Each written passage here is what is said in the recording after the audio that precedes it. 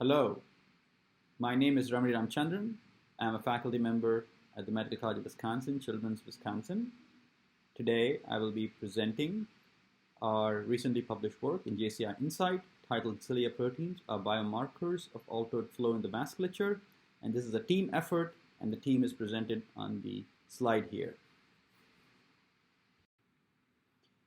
Cilia is a microtubule-based organelle that's found in most cells in an organism. Our interest is in the cilia in endothelial cells. The cilia consists of an axoneme that juts out of the endothelial cell membrane and is connected to the membrane by a structure called the basal body. In the vasculature, cilia is considered as a low-flow sensor, and upon flow, the endothelial cilia bends and triggers calcium signaling in the vasculature. The degree of bending of the cilia is proportional to the release of calcium from inside the cell. This calcium causes the cell to undergo extensive intracellular changes. Previous work in the field has shown that loss of cilium occurs upon high laminar shear stress. And this was further confirmed in a recent study that showed that primary cilium was lost in mammalian cells, and it was occurring by a whole cilium shedding mechanism.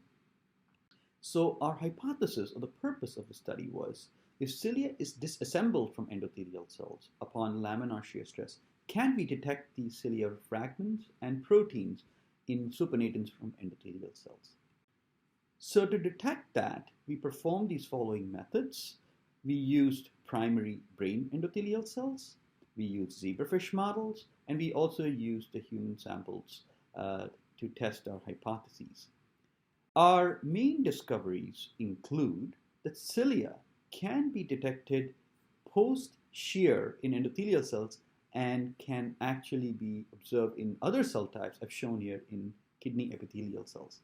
In zebrafish, we can actually see when zebrafish are subjected to shear stress by increasing their temperature, you can actually see cilium are missing in the blood vessels as shown by the red blood vessels here. Cilium is green in this picture.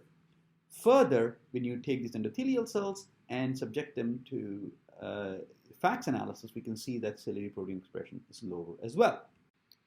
To study the translational relevance of this finding, we decided to investigate in sickle cell disease, where the red blood cells are sickle in shape.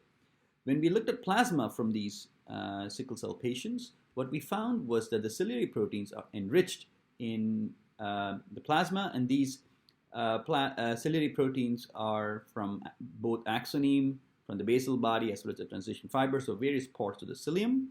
And when we looked at the cilia in the circulating sickle RBCs in the mouse, we found that cilium was indeed found on these RBCs. So what is the mechanism behind deciliation? So we think that upon flow, the RBCs, sickle RBCs in this case, stick to the cilia and induce reactive oxygen species, which in turn may also sort of facilitate deciliation and also increase ROS in that manner. And this ROS can in turn inhibit the ciliogenesis signal in the nucleus. Now, when you inhibit ROS by a small molecule inhibitor in the endothelial cells, you can restore ciliogenesis signal, and cilia formation is back in the membrane. So the main findings of this study are that the cilia and endothelial cells are susceptible to high shear stress. The proteins from cilia and their fragments can be detected in effluents, and cilia can also be found in RBCs, and these proteins are enriched in sickle cell samples. And finally, reactive oxygen species seems to be a key mechanism for cilia stability in. So in conclusion, our study shows that ciliary proteins and fragments can be detected in fluids and could predict the status of altered flow in the brain vasculature.